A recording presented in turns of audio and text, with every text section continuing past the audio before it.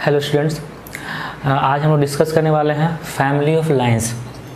तो family of lines होता क्या है ये समझते हैं।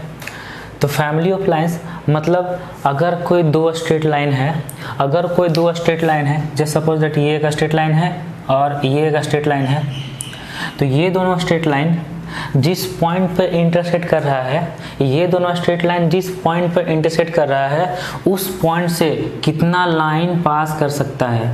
ये दोनों स्ट्रेट लाइन जिस पॉइंट पे इंटरसेक्ट कर रहा है उस लाइन से कितना लाइंस पास कर सकता है। तो इस पॉइंट से ऐसा बहुत सारा लाइन होगा जो क्रॉस कर सकता है, इस पॉइंट से ऐसा बहुत सारा लाइन होगा, है ना, जो क्रॉस कर सकता है। तो मतलब ये दोनों मेन लाइन है जो L1 इक्वल टू 0 है एंड L2 इक्वल टू 0 है।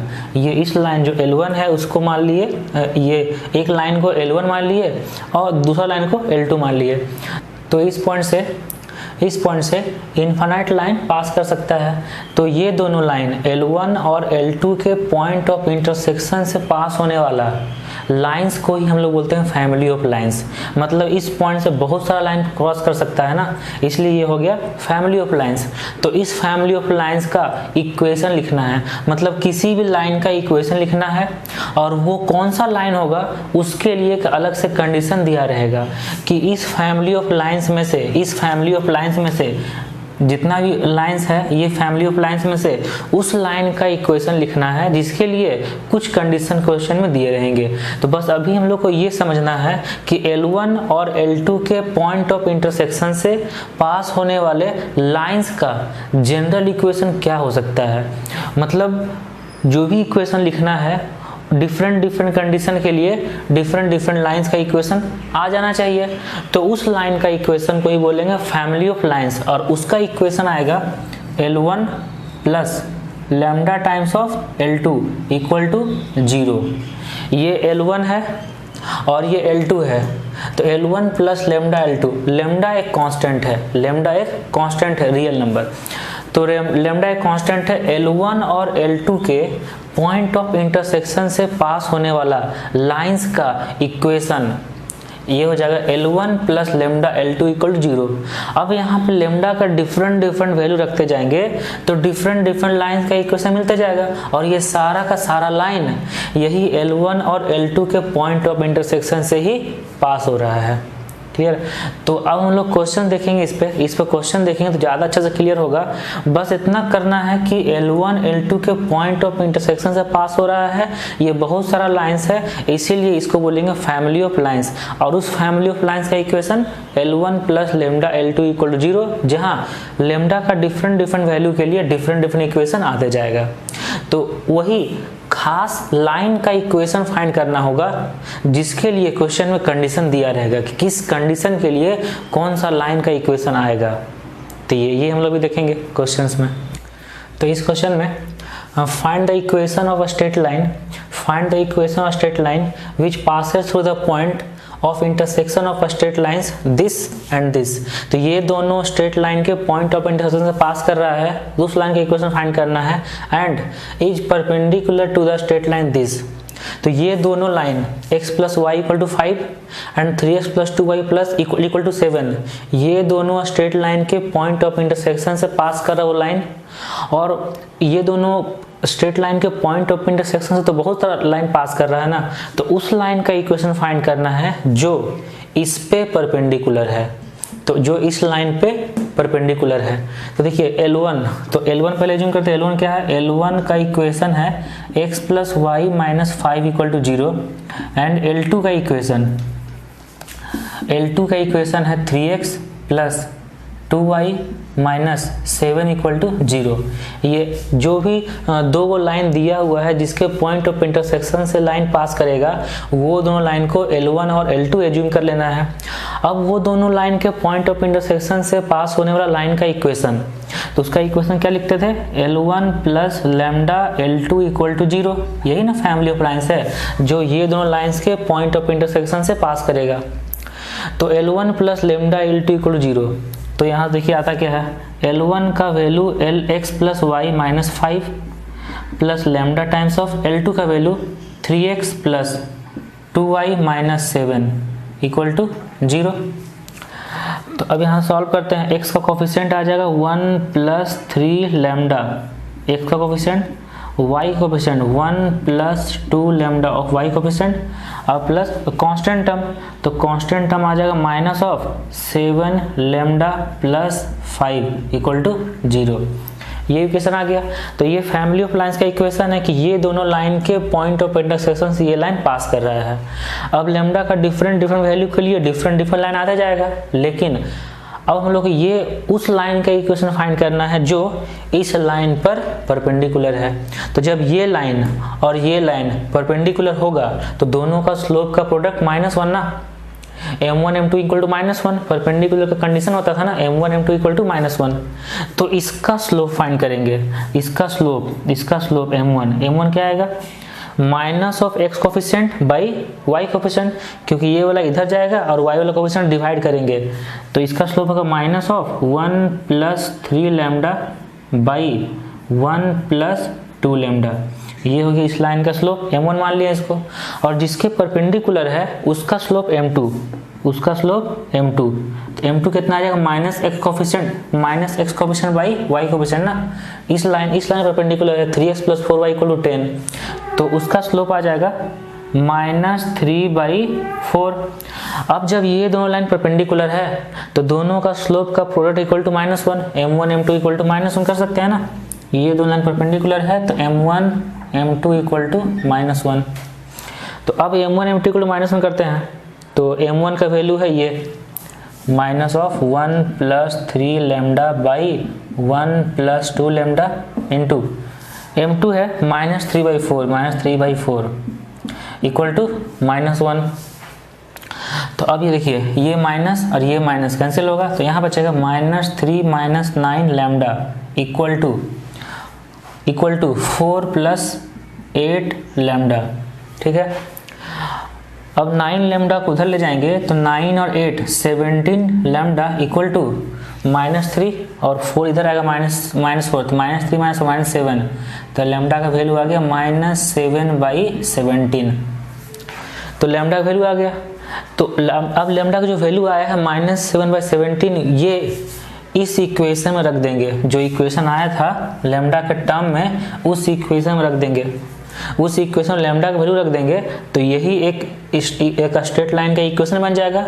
वही होगा उस फैमिली ऑफ लाइंस में एक लाइन का इक्वेशन जो इस लाइन पर परपेंडिकुलर। तो लैम्डा का वैल्यू यहाँ पे रखेंगे तो ये लाइन बन जाएगा, इस लाइन का इक्वेशन आ जाएगा, क्या आ जाएगा, x plus y minus 5 -7/17 3x plus 2y minus 7 equal to 0। अब वहाँ सॉल्व करते हैं, तो 17x plus 17y minus 85 minus 21x minus 14y plus 49 equal to 0, LCM ले लिए। तो अब यहाँ सॉल्व करो, 17x माइनस 21x तो minus 4x, 17y minus 14y plus 3y minus 85 plus 49 minus 36 equal to 0। तो अब यहाँ से हम माइनस कॉमन लेके उधर भेज देंगे तो हो जाएगा 4x minus 3y plus 36 equal to 0। यही है उस लाइन का इक्वेशन, मतलब ये दोनों लाइन के पॉइंट ऑफ इंटरसेक्शन से पास होने वाला और इस पे परपेंडिकुलर, तो उस लाइन का इक्वेशन आ गया 4x minus 3y plus 36 equal to 0। तो मतलब इसको बेसिक मेथड से भी बनाया जा सकता था, लेकिन हम लोग एक फैमिली ऑफ लाइन्स एक टॉपिक है जिससे क्वेश्चन आसान हो जाता है, तो इसलिए family of lines L1 plus lambda L2 equal to 0। Now in this question, if A B C are variables, A B C variable है मतलब रियल नंबर है, कांस्टेंट है, तो A B C are variables such that 3a plus 2b plus 4c equal to 0। A B C variable है सच that 3a plus 2b plus 4c equal to 0, ये condition दिया है 3a plus 2b plus 4c equal to 0, then so that the family of lines given by ax plus B Y plus C equal to 0, ये family of lines है। ये family of lines है मतलब ये किसी point से पास होता होगा और उस पॉइंट से बहुत सारा लाइन जाता होगा। तो ये फैमिली ऑफ लाइन्स है। ए बी और सी का डिफरेंट वैल्यू के लिए डिफरेंट लाइन का इक्वेशन आते जाएगा। तो इसीलिए ax plus B Y plus C equal to 0 family of lines है। Passes through a fixed point, एक फिक्स पॉइंट से पास कर रहा है। ये प्रूफ करना है कि ax plus B Y plus C equal to 0 एक फिक्स पॉइंट से पास कर रहा है। मतलब जब ये फैमिली ऑफ लाइन्स है तो किसी एक फिक्स पॉइंट से पास कर रहा होगा, वो फिक्स्ड पॉइंट फाइंड करना है, फाइंड दैट फिक्स्ड पॉइंट। और एक कंडीशन दिया हुआ है, क्या कंडीशन दिया हुआ है? 3a plus 2b plus 4c equal to 0, ये कंडीशन दिया हुआ। इसी कंडीशन से वो फिक्स्ड पॉइंट निकलेगा। देखिए, तो इसको बनाने के लिए क्या कर सकते हैं, जो लाइन का इक्वेशन है उसको पहले लिखते हैं कि ax plus B Y plus C equal to 0, ये लाइन का इक्वेशन है। और ये क्या है? फैमिली ऑफ लाइन्स का इक्वेशन है। मतलब ये किसी एक पॉइंट से पास होने वाला बहुत सारा लाइन का इक्वेशन आ सकता है यहाँ से, अगर a b और c का डिफरेंट वैल्यू लिया जाए तो। लेकिन ये सारा का सारा लाइन किसी एक फिक्स पॉइंट से पास होता होगा और वो फिक्स पॉइंट फाइंड करना है। तो ax plus Y plus C equal 0, जो कंडीशन दिया हुआ है उसको इससे कंपेयर करेंगे। तो कंडीशन दिया हुआ है, क्या दिया हुआ है? 3a plus 2b, 3a plus 2b plus 4c equal to 0, यही कंडीशन दिया हुआ है। जब इसको इससे कंपेयर करेंगे तो देखिए c का जो कोफिशिएंट है ये 1 है, तो यहाँ भी c का कोफिशिएंट 1 बनाना है, ठीक है, क्योंकि x और y तो a और b का कोफिशिएंट है ना, तो c कोफिशिएंट 1 यहाँ बनाना है। उसके लिए क्या करेंगे? 4 से डिवाइड करेंगे। जब इसको 4 से डिवाइड करें तो ये बन जाएगा 3/4a plus 2/4b plus C equal to 0, ठीक है। अब इसको इससे कंपेयर करेंगे तो a का जो कोफिशिएंट होगा वही होगा x का वैल्यू, और जो b का कोफिशिएंट होगा वही होगा y का वैल्यू। तो इसको हम लिखते हैं अच्छे से, a into 3/4 plus b into 2/4 means 1/2 अब प्लस c इक्वल टू 0। तो इसको अगर इससे कंपेयर करेंगे, इस लाइन को इससे कंपेयर करेंगे, देखिए क्या आएगा?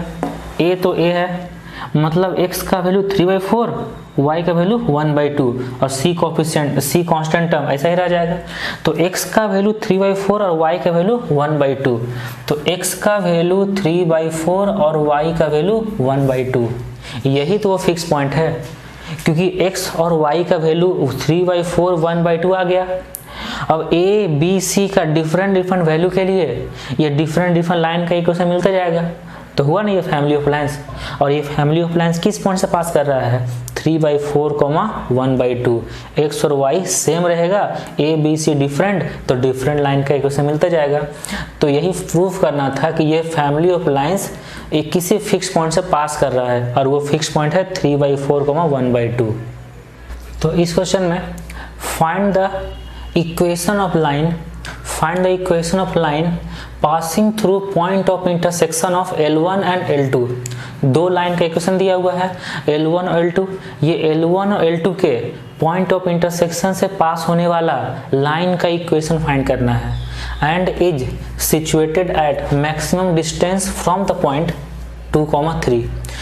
और ये दोनों लाइंस के पॉइंट ऑफ इंटरसेक्शन से तो बहुत सारा लाइन पास हो रहा होगा, वो सारा फैमिली ऑफ लाइंस में से उस लाइन का इक्वेशन फाइंड करना है जो 2,3 से मैक्सिमम डिस्टेंस पर होगा, जो 2,3 के मैक्सिमम डिस्टेंस पर होगा। देखिए, तो अगर हम ये मान लेते हैं कि ये L1 का इक्वेशन है, L1 इक्वल टू 0, और ये L2 का इक्वेशन है, L2 इक्वल टू 0, और कोई पॉइंट होगा, ये 2,3 जो है ये कोई पॉइंट होगा, तो ये पॉइंट मान लेते हैं 2,3 ये पॉइंट है।